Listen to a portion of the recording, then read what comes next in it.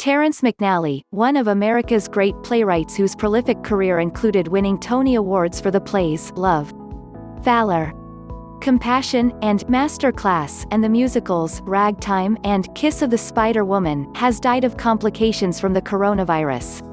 He was 81. McNally died Tuesday at Sarasota Memorial Hospital in Sarasota, Florida, according to Representative Matt Polk. McNally was a lung cancer survivor who lived with chronic inflammatory lung disease. His plays and musicals explored how people connect, or fail to.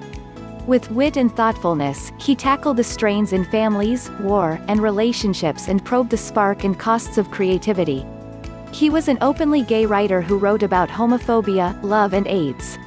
"I like to work with people who are a lot more talented and smarter than me, who make fewer mistakes than I do, and who can call me out when I do something lazy," he told LA Stage Times in 2013. "A lot of people stop learning in life, and that's their tragedy." McNally's Lips Together, Teeth Apart, about two married couples who spend a weekend on Fire Island, was a landmark play about AIDS. His play, The Ritz, became one of the first plays with unapologetic gay characters to reach a mainstream audience. McNally also explored gay themes in the book for the musical Kiss of the Spider Woman, for which he won his first Tony Award. His play, Love, Valour, Compassion, earned him another Tony Award for its portrayal of 8 gay men facing issues of fidelity, love and happiness. "Theater changes hearts, that secret place where we all truly live," he said at the 2019 Tony Awards, where he accepted a Lifetime Achievement Award. "The world needs artists more than ever to remind us what truth and beauty and kindness really are." F. Murray Abraham, the Oscar winner who appeared on Broadway in The Ritz, said of McNally, "His plays are a pleasure to do, but what he says is important, too. And he's like a fountain, he keeps on writing and writing and writing." Tributes poured in online from Broadway figures, including from fellow playwrights Paula Vogel, who called McNally the soul of kindness, and Lin-Manuel Miranda, who called McNally a giant in our world, who straddled plays and musicals deftly. Actor Conrad Ricamora described McNally as the most kind, brilliant person to work with, and talk show host James Corden tweeted, "He was an absolute gentleman and his commitment to the theater was unwavering. He will be missed by so many of us." Composer Tom Kitt, who won the Pulitzer Prize for Drama for Next to Normal, told the Associated Press he considers McNally irreplaceable. "Terrence was an extraordinary man and a brilliant artist," Kitt said. "He's a true giant in our art form, and he will be missed, and we are lucky that we had him and had his art for as long as we did." In 2018, McNally was inducted into the American Academy of Arts and Letters. He won 4 Tonys and an Emmy. New York University gave him an honorary doctorate in 2019. Andrew D. Hamilton, president of New York University, told the crowd that day that McNally put a unique stamp on American drama by probing the urgent need for connection that resonates at the core of human experience. Some of his Broadway musical adaptations include The Full Monty, adapted from the British film and scored by David Yazbek, Catch Me If You Can, based on the Steven Spielberg film, and scored by composer Mark Shaman and lyricist Scott Whitman, and Ragtime, the musical based on the novel by E. L. Doctorow, which won 4 Tony Awards. In 2017, his musical reworking of the film Anastasia landed on Broadway.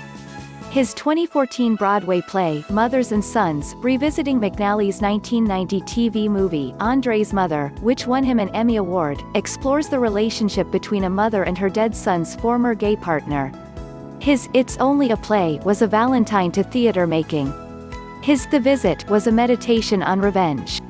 McNally was born in St. Petersburg, Florida, and grew up in Corpus Christi, Texas, listening to radio broadcasts of the Green Hornet and the Metropolitan Opera. He graduated Phi Beta Kappa from Columbia University in 1960 with a degree in English. McNally was at the Actors Studio when he was hired by novelist John Steinbeck to be a tutor and guardian to his sons.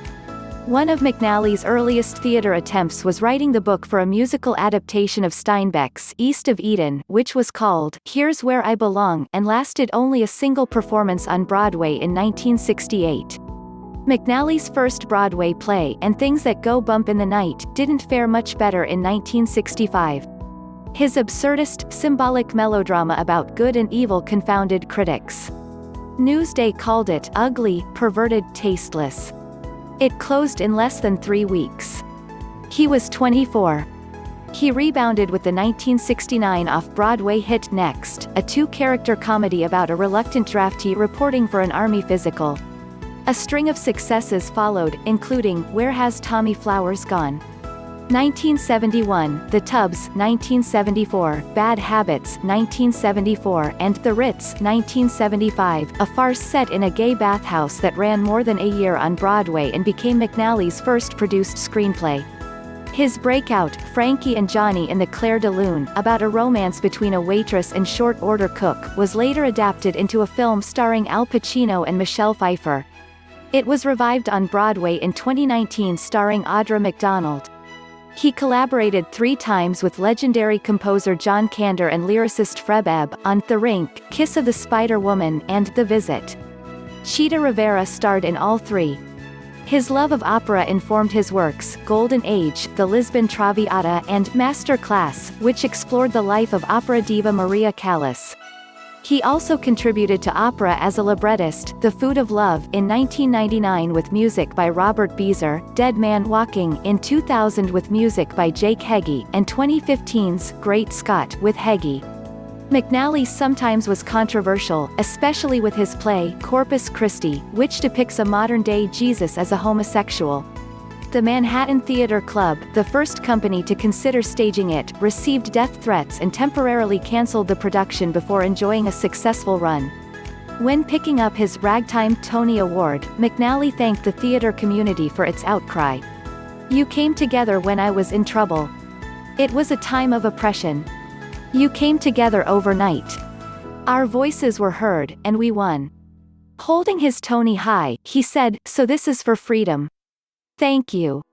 McNally and his partner, Thomas Curtahay, married in Vermont in 2003, and again in Washington, D.C., in 2010.